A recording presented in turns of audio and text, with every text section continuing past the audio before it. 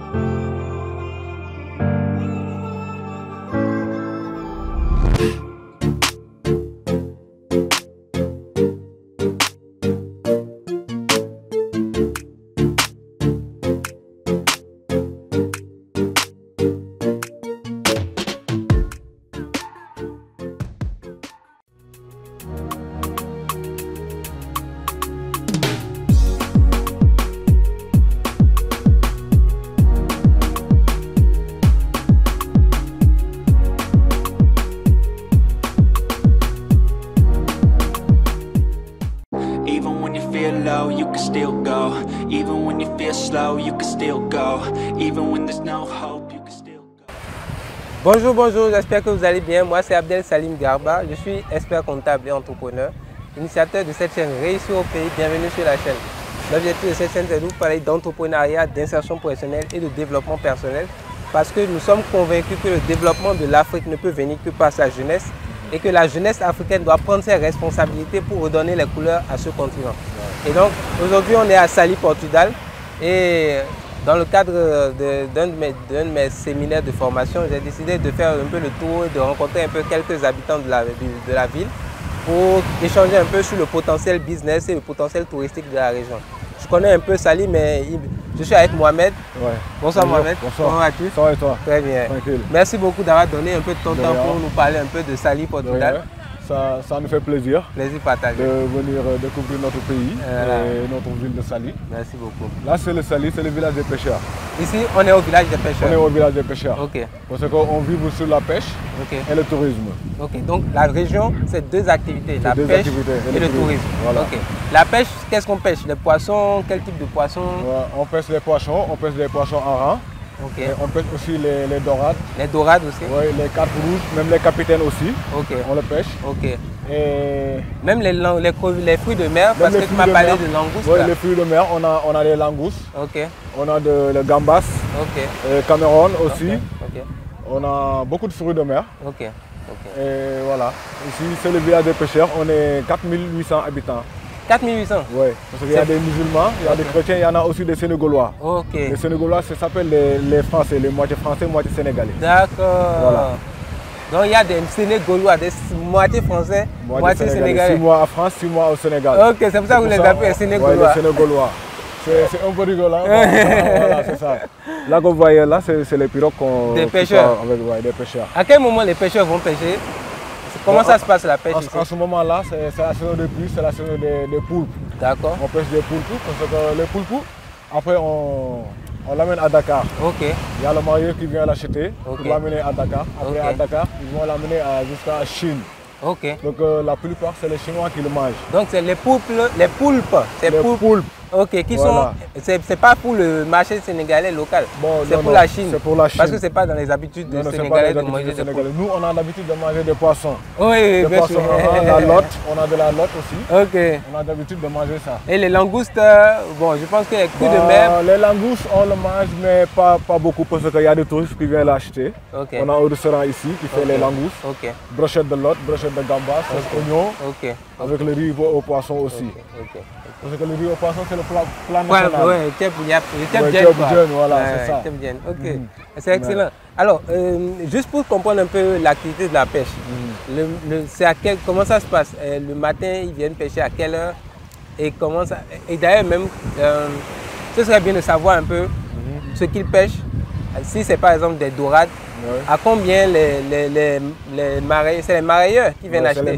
Voilà, à combien ils achètent le kilo de la dorade pour voir un peu par rapport à Dakar et même à l'étranger. s'il veut l'acheter, ici ça coûte combien en fait? Parce que ici le kilo de poisson, comme le dorade, le kilo de poisson ça coûte 2000 francs. Le kilo de poisson, le dorade? Le dorade. 2000 francs. À Dakar, tu sais, tu as une idée un peu des prix à Dakar peut-être c'est à 2500, 3000 ans. Là-bas c'est plus cher qu'ici. Ok. Et les langoustes? Le kilo de langoustes, le kilo de langoustes c'est à 12 500. D'accord, ici? Ici, oui. D'accord. Bon, mais parfois on a des... Bon, c'est par gramme quoi. Ok. Des 500 grammes comme ça. Ok. Mais si tu as 200-500 grammes, c'est 1 kilo. Ok. Ouais, donc de toute façon, ça revient un peu moins cher qu'à Dakar, mais c'est quand même un peu aussi cher qu'à Dakar. Hein. À Dakar, oui. Le niveau de vie ici est... Parce que ici, c'est la tourisme. Ouais. C'est pour cela. Okay. Avec les touristes, le prix c'est augmenté, c'est élevé quoi, tu vois. C'est pour cela. Ok, d'accord. Donc aujourd'hui, tu m'as dit qu'il y a un restaurant de langoustes. Oui, qui s'appelle Chez Chacha. Ok. C'est là-bas. C'est pas loin. Oui, c'est le meilleur restaurant d'ici. C'est le meilleur restaurant. C'est le meilleur restaurant d'ici. De langoustes ou bien? De langoustes. Ok, d'accord. Oui, de langoustes. Et ils vendent à combien les plats? Bah, parce que c'est par moni. Okay. Le moni, tu as un langouste de 500 grammes, oui.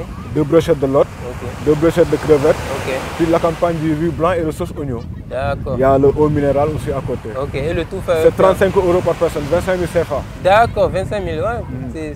Si tu viens en vacances, oui, tu vas éclater. 25 000 par personne. Ça reste quand même cher, relativement pour la bouffe. Si c'était la nuit, on met du feu du bois. On tape les djembés, les enfants viennent danser, voilà, tu es dans l'eau, tu es peinard. Ouais, c'est ça. Non, c'est top. Alors, qu'on veut venir visiter Saly?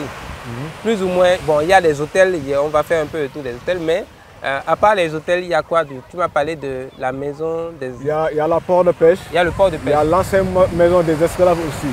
Ok, on peut faire un tour rapidement? Oui, on peut faire un tour, comme ça...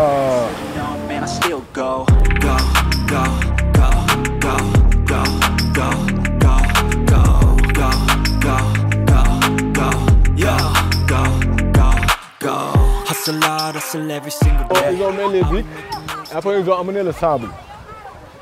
Il n'y avait pas tout ça, il n'y avait que de la mer, de l'eau, jusqu'à là-bas, tu vois. Parce qu'avant, il n'y avait que des boutiques, des restaurants ici sur la plage. Ouais. Mais après, c'est la mer qui a tout caché. Tu vois le mur là-bas. Ouais. C'était une maison là. Le mur qui est cassé là. C'est la mer. C'est la mer qui a fait ce dégât là.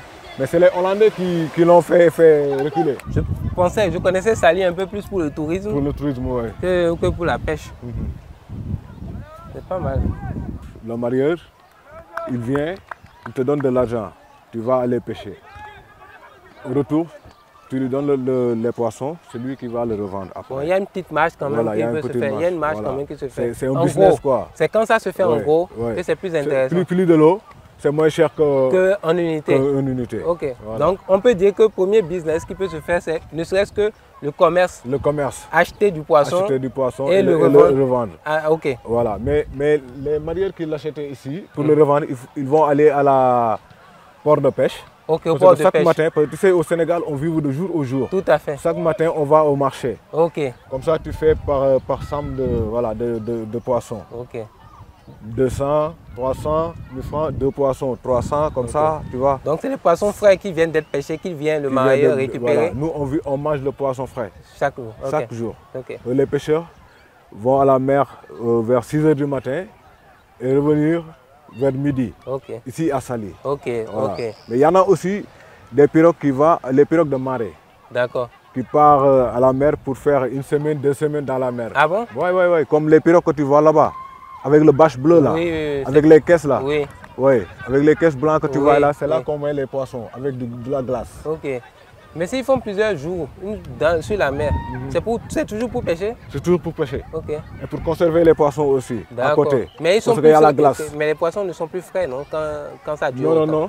C'est plus du poisson frais. C'est plus du poisson frais. Ok, d'accord. Voilà, c'est les bateaux de marée. Ok. Mais les poissons frais, c'est les bateaux qui font le matin et revenir vers midi. Ah, c'est pas mal, c'est super. C'est ça. Et à part le business des produits halieutiques, donc poissons, crevettes, langoustes et autres, donc déjà sachant que ça peut être juste du commerce. Du commerce, ou la transformation, faire des crevettes séchées. Oui, faire des crevettes séchées, transformer un peu quoi. C'est là-bas qu'on va. Après je vais te montrer comment ils vont faire Pour faire des crevettes séchées. Les poissons. Ça marche. Go. Hustle hard, hustle every single day. I'll be making moves till I'm buried in my grave. To the system, I don't wanna be a slave. I've been doing shit my way, or the highway. And in the driveway is a nice range. Cause I grind through the climb, I invite pain. You'll never hear me, bitch, nah, I don't complain. Just gotta flip the switch and you can go and obtain anything you want, anything you need. Your mind's got the key ingredient, it's belief. They're the seed of the negativity. Bah, on peut faire des plats avec le riz au poisson. Ok, c'est ça on appelle voilà. Ok, ça va être ça comme des brochettes de l'autre. Des brochettes de l'autre aussi. Ouais, ça c'est pour aromatiser le riz au poisson. D'accord. C'est scellé, séché. La sel qui nous vient de l'Agroge. Ok. C'est scellé et séché pendant 2-3 jours. Okay. Avec le petit morceau, tu peux aromatiser 2 kg de riz de poisson. Ok. Voilà. Ici c'est la petite port de pêche de Saly. Ok. Parce que avant, on n'avait pas le port de pêche.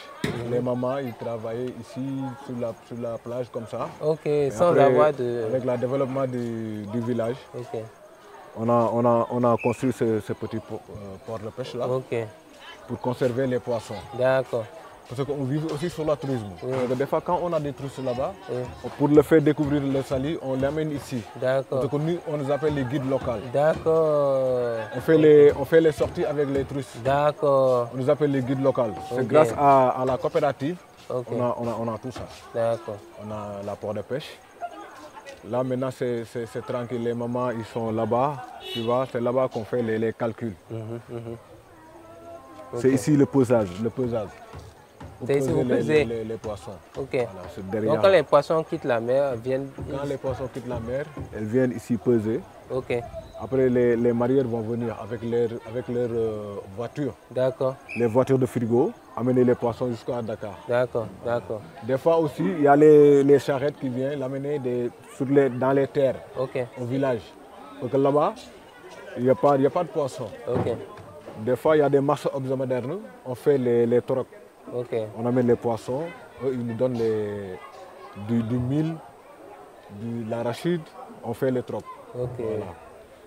Des fois, donc vous faites même du troc encore à l'heure là? Ouais. Ok. On fait du troc. Ok. Tu me donnes du mil, je te donne du poisson. Parce que le mil, tu peux faire du thierry. Avec le couscous sénégalais. Sénégalais. Voilà.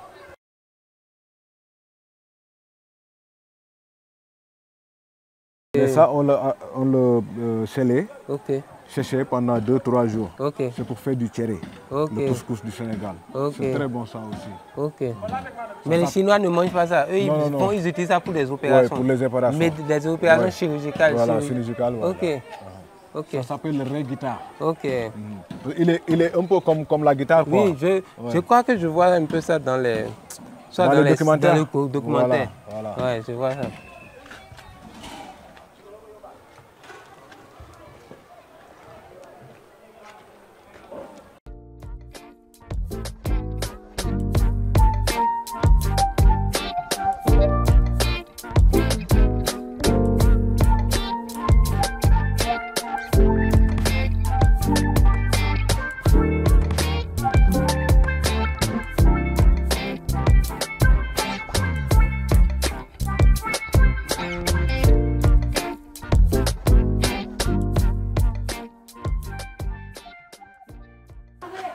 C'est ici qu'on pesait les poissons.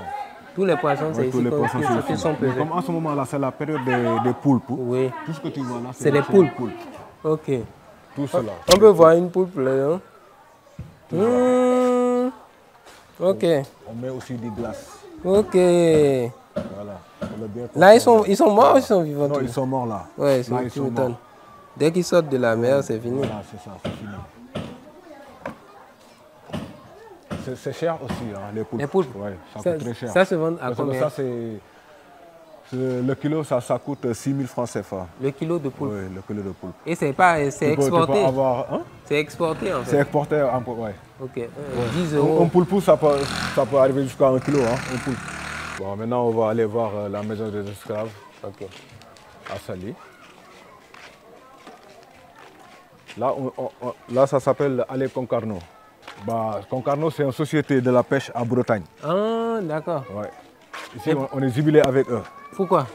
Bah pour la pêche. Viens, on passe par là. C'est complètement laissé à l'abandon. Ouais, laissé à, voilà, tu vois. À l'abandon.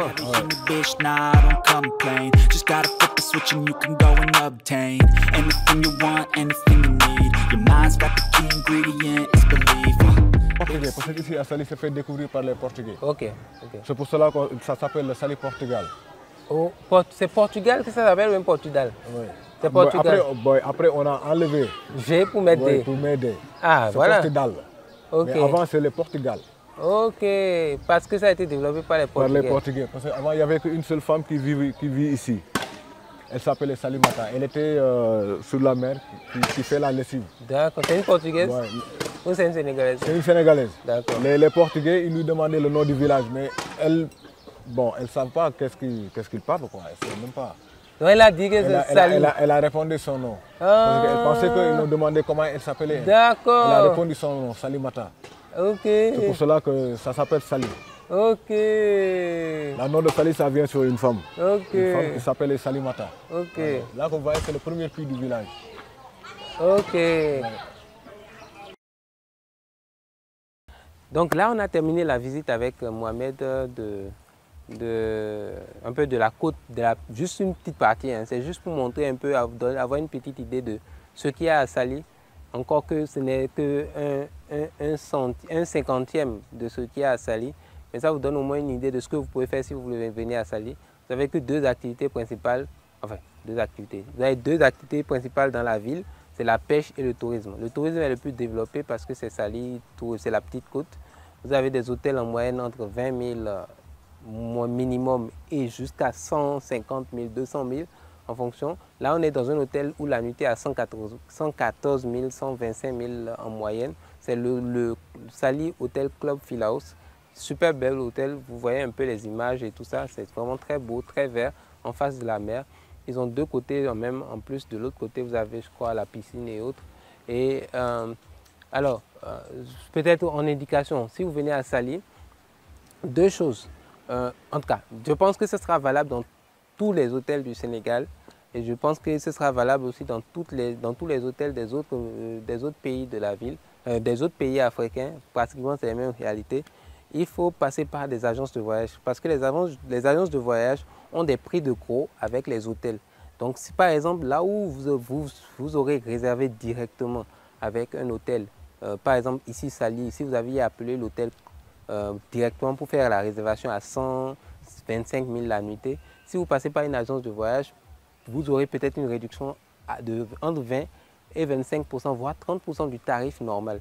Parce que les agences de voyage, elles négocient avec les hôtels et puis les guides touristiques des prix de gros. Donc, c'est beaucoup plus avantageux. Souvent, il faut passer. Là où vous allez payer 125 000, peut-être vous allez payer finalement 95 000. Ce qui vous fait une économie de 30 000 francs, qui n'est pas négligeable. Donc, il faut systématiquement se renseigner sur les bonnes agences de voyage pour ça. Ici, par exemple, au Sénégal, l'une des meilleures que je connais, c'est Nouvelles Frontières. D'ailleurs, même c'est avec Nouvelles Frontières que j'ai pu faire quelques tours et les tarifs sont vraiment très accessibles. Si vous avez, vous pouvez nous contacter soit sur contact@cefic-afrique.org ou au numéro qui s'affiche ou même cliquer en description du lien de la vidéo pour payer le guide touristique. J'ai fait un petit guide touristique qui vous donne un peu l'ensemble des zones touristiques au Sénégal, en passant par Dakar, Saly, Thiès, Saint-Louis, Ziguinchor, Cap Skirring, Tambacounda, etc. Dans chaque ville, qu'est-ce qu'il y a à voir, quels sont les hôtels, quelques références d'hôtels, les prix, les guides touristiques, les excursions que vous pouvez faire. On est parti à la Pointe Sarène, au Rio Baobab. Vous verrez certaines vidéos même passer par rapport à... J'ai fait un reportage par zone. Donc ça vous permettra au moins de voir un peu les différents endroits touristiques que vous pouvez voir dans chacune des villes. Et maintenant, j'essaie de vous faire ressortir un peu aussi qu'est-ce que vous pouvez faire en termes de business. En termes de business, franchement, Saly, il n'y a pas deux. La pêche, le tourisme. La pêche, si vous achetez, vous pouvez acheter directement chez les marailleurs et chez les pêcheurs, du poisson, de la langouste, même du poulpe, de la poulpe.